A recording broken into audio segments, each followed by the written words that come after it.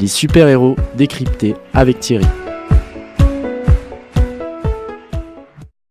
Le blizzard s'installe aux alentours de Metropolis. Le blizzard s'intensifie et pourtant Superboy savoure cette neige avec sa super sphère en mode 2 roues. Soudain, il aperçoit une forme de chaleur devant lui grâce à sa vision infrarouge. Puis, elle disparaît. Un souffle de vent oblitère sa vision et soudain un violent choc le fait tomber de son véhicule.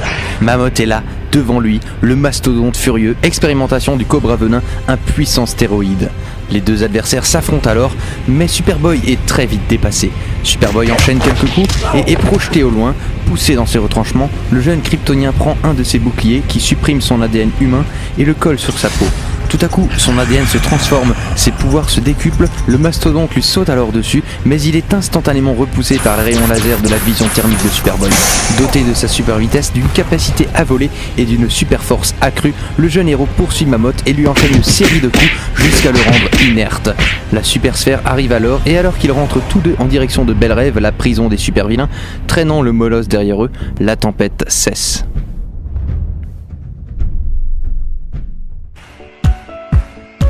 Superboy, alias Connor Kent, est le clone partiel de Superman et a été créé au cas où la Terre viendrait à perdre son plus puissant héros ou dans le cas où Superman trahirait la Terre. D'un naturel taciturne, fermé, maussade, voire en colère, Superboy a eu des difficultés dans son jeune temps à exprimer ses émotions et s'est montré plutôt asocial dû au fait de sa trop faible expérience de contact avec qui que ce soit. Par la suite, il découvrira qu'il a été cloné avec des gènes de Lex Luthor, sociopathe milliardaire ennemi de Superman. Il n'est pas évident d'avoir des origines aussi éloignées l'une de l'autre. Nos origines, quant à nous, sont d'une certaine manière semblables. Nous avons une origine terrestre avec un corps destiné à mourir, et nous avons une origine céleste avec une âme qui est destinée à survivre à cette mort. Certains disent que l'esprit lie ces deux entités.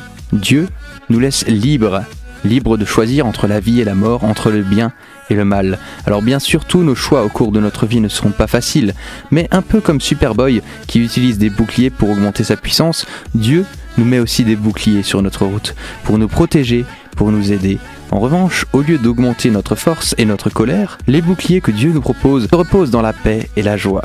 Car c'est dans le calme et la tranquillité que sera notre force. Ésaïe 30, verset 15. L'Éternel est celui qui m'aime, il est ma forteresse et mon refuge, c'est lui qui me libère. Il est mon bouclier où je trouve un abri. Psaume 144, verset 2. Nous avons été faits à l'image de Dieu, un peu comme Superboy qui regarde à Superman comme son modèle. Regardons à Dieu et laissons-nous transformer jour après jour en apprenant à le connaître, en lisant sa parole, en passant du temps avec lui.